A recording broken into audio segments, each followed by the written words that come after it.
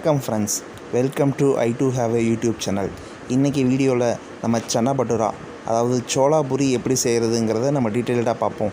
வாங்க வீடியோக்குள்ளார போகலாம்.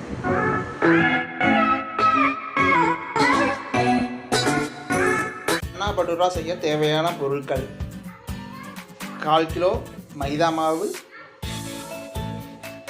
2 table spoon வெள்ளை ரவை, பேக்கிங் சோடா, தயிர் 4 டேபிள் ஸ்பூன், சர்க்கரை 1/2 ஸ்பூன், தேவையான அளவு உப்பு. ஸோ இவைகள் தான் வந்து இந்த சன்னா பட்டுரா செய்ய தேவையான பொருட்கள். ஸோ முதல்ல ரவையை கொஞ்சம் போட்டுருங்க மைதாவில். அடுத்து பேக்கிங் சோடா,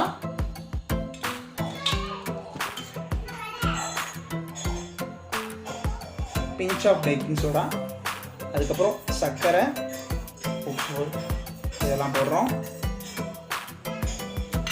அப்புறம் 4 டேபிள் ஸ்பூன் தயிர்,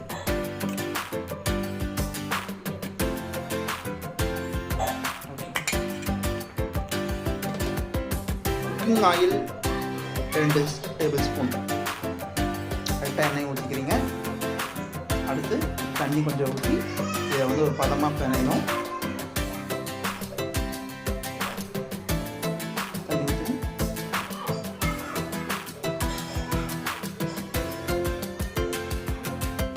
தண்ணி அப்படியே கொஞ்சம் ஊற்றிக்கோங்க. இது மாவு பிணையிறது தான் டெக்னிக் இருக்குது. நல்லா பிணையணும், நல்லா சாஃப்டாக வரணும்.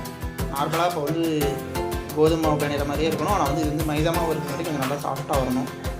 எவ்வளோக்கு எவ்வளோ சாஃப்டாக வருதோ அவ்வளோக்கு எவ்வளோ வந்து பூரி நல்லா உப்பலாக சூப்பராக வரும். அதே மாதிரி அந்த பேக்கிங் சோடாவும் நீங்கள் கலக்கிறங்காட்டிக்கு பூரி நல்லா புஷ்ஷுன்னு வரும். சோளா பூரியோட டேஸ்ட்டே வந்து அது அதில் பார்க்குறதுல தான் இருக்கிறது. அதை நம்ம எப்படி பார்க்குறோம், எவ்வளோ புஷ்ஷுன்னு வருது, அந்த டேஸ்ட்டே வந்து அதில் தான் இருக்குது. அதை என்ஹான்ஸ் பண்ணுது இந்த பேக்கிங் சோடா.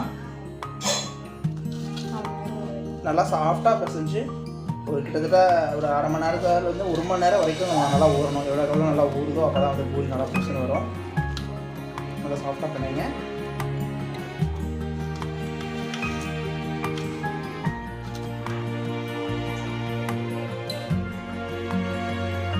மாவு பண்ணிட்டோம். 1 மணி நேரம் நம்ம விட்டு போகிறோம். 1 மணி நேரம் ஆயிடுச்சு. ஸோ இப்போ வந்து நம்ம வந்து குட்டி குட்டியாக உருண்டை பிடிக்க போகிறோம் இந்த மாவு எடுத்து.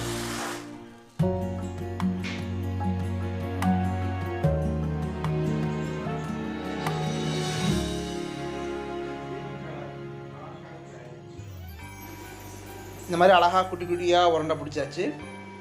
இது ரொம்ப குட்டியாகவும் இருக்கக்கூடாது, ரொம்ப பெருசாகவும் இருக்கக்கூடாது, ஒரு மீடியமான இது. ஏன்னா பூரி வந்து நம்ம வந்து ஃபுல் திக்காகவும் நம்ம செய்ய போகிறதில்ல, ஓரளவு கரெக்டாக மீடியம் சைஸில் இருக்கணும். இப்போ இந்த மாவை எடுத்து நம்ம உருட்ட போகிறோம். லைட்டாக மாவில் கலந்து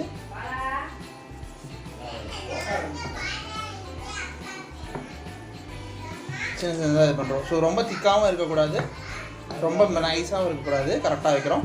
ஸோ இங்கே வந்து நாங்கள் கொஞ்சம் சின்ன சைஸில் சுடுறோம். ஏன்னா வந்து கொஞ்சம் நல்லா புஷ்ஷுன்னு வரணும். பாத்திரமும் கொஞ்சம் குட்டியாக இருக்காங்காட்டி கொஞ்சம் சின்ன சைஸில் செய்கிறோம். நீங்கள் வந்து இப்போ இது பெருசாக இருந்துச்சு அப்படின்னா, உங்களோட வடை சட்டி கொஞ்சம் பெருசாக இருந்துச்சு அப்படின்னா, வானொலி பெருசாக இருந்துச்சு அப்படின்னா நீங்கள் வந்து இன்னும் கொஞ்சம் பெருசாக செஞ்சுக்கலாம். மாவு லைட்டாக எடுத்து பண்ணுறீங்க.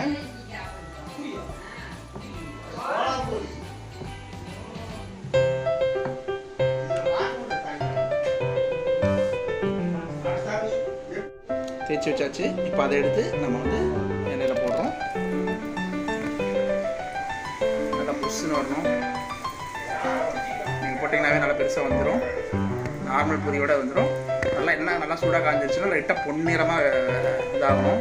அதில் பார்த்திங்கன்னா நல்லா அந்த கோல்டன் கலரில் வரும்.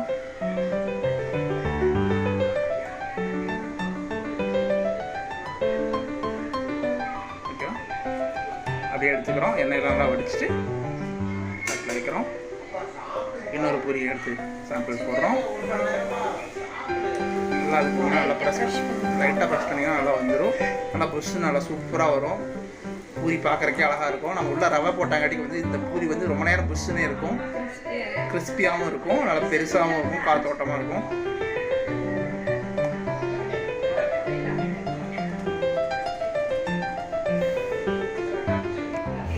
ஸோ பூரி நல்லா புஷ்ஷுன்னு வந்துருச்சு. பார்த்தீங்கன்னா இப்போ சாம்பிளுக்கு இது நல்லா சன்னா மசாலா கூட லைட்டாக வந்து வச்சு சாப்பிட்டோம்னா ரொம்ப அருமையாக, ரொம்ப சுவையாக, ரொம்ப டேஸ்ட்டாக இருக்குங்க. நீங்கள் சாப்பிட்டு பார்த்துட்டு சொல்லுங்கள், கமெண்ட் பண்ணுங்கள். இந்த வீடியோ உங்களுக்கு பிடிச்சிருந்ததுன்னா லைக் பண்ணுங்கள், ஷேர் பண்ணுங்கள். எங்கள் சேனலுக்கு மறக்காமல் சப்ஸ்கிரைப் பண்ணுங்கள். தேங்க்யூ. மறுபடியும் இன்னொரு வீடியோவில் உங்களை நான் சந்திக்கிறேன். பாய்.